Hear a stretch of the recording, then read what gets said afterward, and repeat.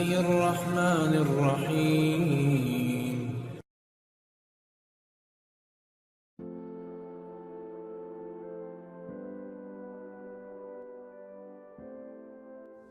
بدلتے رشتے قسط نمبر 2۔ پہلے تو نگینہ کسی کے کہے ہوئے فکروں پر غور نہ کرتی تھی، مگر آج اس نے غور کیا تو نگینہ نے دل میں سوچا کہ وہ لڑکا درست کہہ رہا تھا، نہ جانے کون تھا، کدھر سے آیا تھا۔ سلسلہ کچھ دن یوں ہی چلتا رہا۔ نگینہ بھی اس بات کو بھولتی جا رہی تھی۔ نگینہ کو کتابوں میں بہت دلچسپی تھی۔ نگینہ کالج کے قریب ایک پرائیویٹ لائبریری سے کتابیں لیا کرتی تھی اور پڑھ کر واپس کر دیا کرتی تھی۔ آج بھی نگینہ کتاب لینے آئی۔ کتاب ڈھونڈتے ہوئے اس کی نظر ایک شخص پر پڑی۔ وہ وہی شخص تھا جو بس اسٹاپ پر ملا کرتا تھا۔ نگینہ نے ارشد کو دیکھ لیا تھا۔ ارشد بھی کتابیں تلاش کرنے میں لگا ہوا تھا۔ اب نگینہ کے پاس موقع تھا کہ ارشد سے بات کر لے۔ اسی غرض سے نگینہ ارشد کے سامنے اسی امید سے جا کھڑی ہوئی کہ وہ اسے بلائے۔ نگینہ اپنا بھی بھرم رکھنا چاہتی تھی۔ ارشد کی نظر نگینہ پر پڑی۔ ارشد چپ ہو گیا اور باہر کی طرف چل دیا۔ اسی اثنا پر نگینہ نے بھی کتابیں لی اور باہر چلی گئی۔ ارشد شاید نگینہ کا ہی انتظار کر رہا تھا۔ وہ دونوں سڑک پر ایک دوسرے کو تکتے اور نظر چرا لیتے۔ ارشد نے ہمت کر کے نگینہ کو سلام کیا اور آنے کا مقصد بیان کیا۔ آپ یہاں کیا کر رہی ہیں؟ آپ کو بھی کتابیں پڑھنے کا شوق ہے؟ ارشد نے نگینہ سے کہا۔ جی، مجھے بھی کتابیں، ناولز پڑھنے کا بہت شوق ہے۔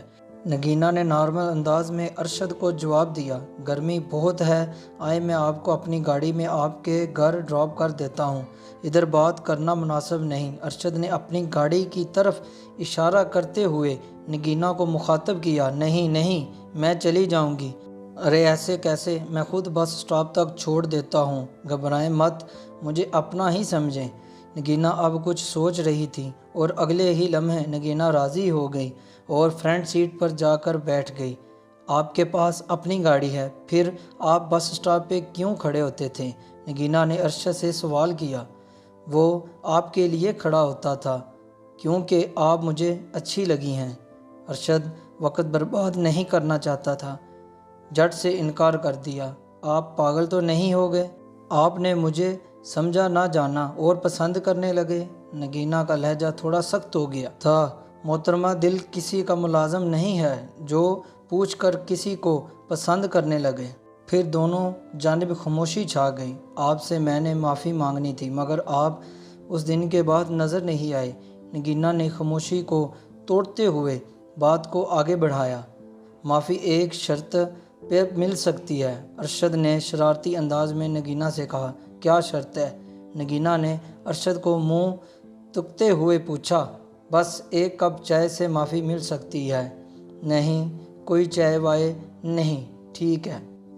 پھر کوئی معافی تسلیم نہیں کی جائے گی آپ کی، ارشد نے نگینہ سے بولا۔ اچھا ٹھیک ہے۔ نگینہ چائے کے لیے راضی ہو گئی۔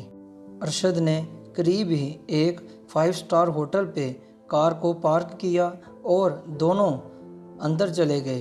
نگینہ نے آج سے پہلے اتنا شاندار ہوٹل کبھی نہیں دیکھا تھا۔ صاف ستھرا ماحول اور ایسیوں کی ٹھنڈی ہوا، جیسے نگینہ پیرس پہنچ گئی ہو۔ مگر نگینہ تھوڑا گھبرا بھی رہی تھی۔ پہلی بار کسی اجنبی کے ساتھ آئی اور یہ بھی ڈر تھا کہ کوئی اسے دیکھ نہ لے، لیکن نگینہ کو خیال آیا کہ اس کے خاندان والے اس ہوٹل کے پاس بھی نہیں گزرتے۔ آپ مجھے بہت پسند ہو، مجھ سے شادی کرو گی؟ ارشد نے بیٹھے ہوئے چائے کا آرڈر کیا اور ساتھ ہی اپنی بات بھی کہہ دی۔ مسٹر، کیا بات کر رہے ہیں آپ؟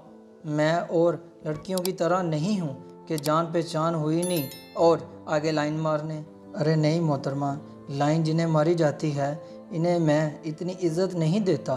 بائے دعوے نگینہ، آپ جیسی نیک لڑکی میں کبھی نہیں دیکھی۔ آپ کو میرا نام کیسے پتہ چلا؟ نگینہ نے حیران ہوتے ہوئے ارشد سے پوچھا۔ ان خوبصورت ہاتھوں میں آپ نے اپنا پیارا سا نام لکھا ہوا ہے۔ ویسے میرا نام ارشد ہے اور میرا اپنا بزنس ہے۔ نگینہ ہاتھ میں چائے پکڑتے ہوئے ارشد کو سن رہی تھی۔ گھر کا سوچ رہی تھی کہ دیر ہو رہی ہے، آپ بہت کم بولتی ہیں۔ ارشد کی دلی خواہش پوری ہو گئی۔ نگینہ نے اپنا نقاب اتار لیا تھا۔ خدا کی شان، ارشد کے منہ سے یکدم سے خداوند کریم کی تعریف سننے کو ملی۔ کیا ہوا؟ نگینہ نے ارشد سے جواب طلب کیا۔ کچھ نہیں ہوا، اللہ پاک کی شان بیان کی ہے کہ آپ میری سوچ سے زیادہ خوبصورت ہیں۔ لڑکی کو اس کی تعریف سب لفظوں میں سب سے اچھی لگتی ہے۔ مجھے اب چلنا چاہیے۔ نگینہ نے ارشد کی بات کو انسنا کر کے کرسی سے اٹھ کھڑی ہوئی۔ ارشد بھی نگینہ کے ساتھ چل پڑا۔ ارشد بات کو بڑھانا چاہتا تھا اور نگینہ بھی کچھ ایسا ہی چاہتی تھی، مگر شرم و حیا کا پیکر بنی بیٹھی تھی۔ اسے ارشد پہلی نظر میں ہی پسند آ گیا تھا، لیکن وہ اپنی زبان سے اظہار نہ کرنا چاہتی تھی۔ یہ لیں میرا وزٹنگ کارڈ، اس پہ میرا نمبر اور ایڈریس ہے، کوئی بھی کام ہو تو مجھے لازمی بتانا۔ بس اسٹاپ پہ آ چکا تھا۔ نگینہ نے کچھ کہے بغیر کارڈ کو پرس میں رکھا اور اتر گئی۔ ارشد بھی چلا گیا۔